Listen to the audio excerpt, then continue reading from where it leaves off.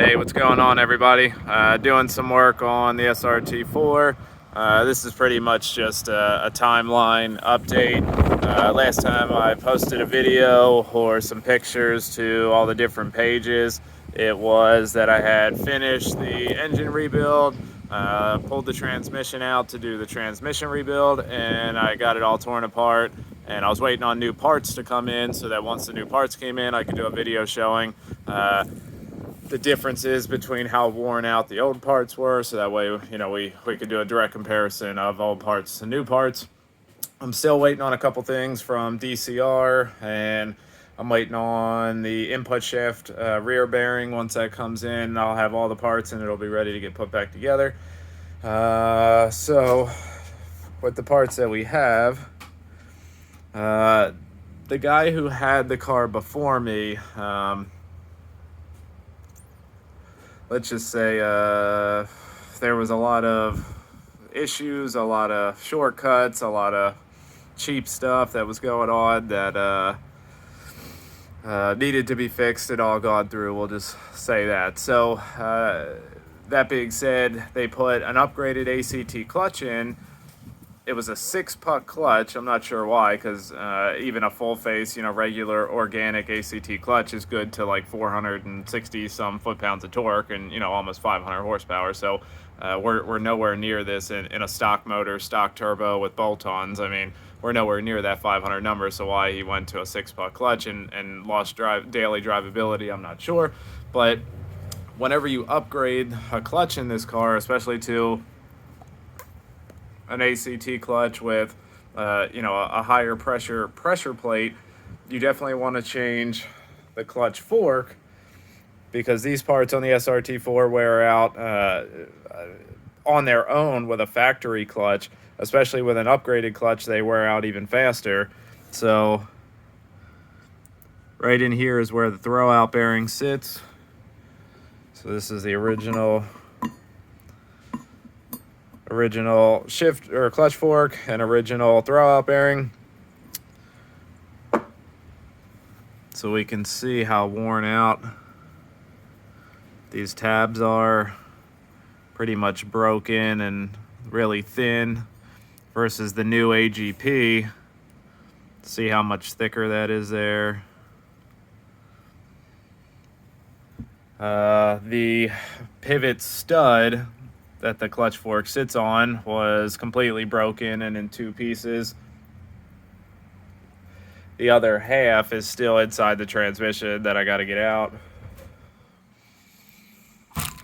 This is the upgraded pivot stud. Will do way better. Let's see, we got the 2.4 reverse gear extender, and then the 1.35 gear extender, all new bearings, axle seals, LSD bearings. This is the 2.4 shift fork. We'll look at the old one first, so we can see how chewed up this brass shift fork is. And this is due to stretched out clutch shift cables. The original ones I could show you, but they were real stretched out, and that's what caused this damage. So then we look at the new one. Nice clean 90-degree angles. That'll be a way smoother shift too. Like I said, I went to a full face clutch instead of the 6-puck clutch because there's really no need for it. New throwout bearing, ARP, flex plate bolts. Maybe somebody out there who's watching can check out this input shaft bearing. It seems like there's just an awful lot of play for a brand new input shaft bearing, but I'm not sure on what it's supposed to feel like or sound like. But it just seems like it has an awful lot of play up and down and side to side for a brand new input shaft bearing. But if anybody out there is watching and knows, you know, what they're supposed to feel like, look like, sound like, you know, put it down in the comments. Let me know if that's normal. Okay, no problem. I still haven't taken the old one out yet, so I'll take the old one out and see what it sounds like compared to this one. Maybe this one is normal, and that the old one is just far worse. I'm not sure, so I'll check that out. This piece, you can tell somebody was banging on it with a flathead screwdriver and a hammer. This sits inside the axle seal on the driver's side.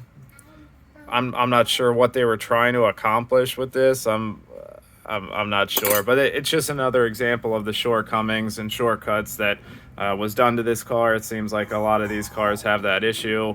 I'm not sure if people just don't want to put the time in or put the money in, and they just don't do stuff completely and correctly. I'm not sure what the deal is with that, but once I get the other parts in from DCR, I'll do another video showing those parts. And once I get the transmission put back together and put back in the car, we'll do another video.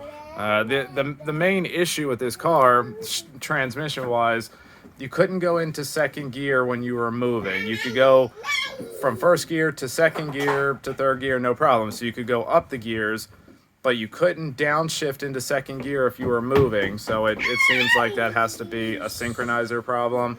We did get all new synchronizers and blocking rings from DCR. That's another thing that we're waiting on. So once that comes in, I'll be able to do a video showing the synchronizers, see how bad they were. And then, like I said, I'll do another video once we get the transmission back in the car and running, and we'll see how it shifts at that point. So if anybody wants to let me know about that input shaft bearing, I'd appreciate it.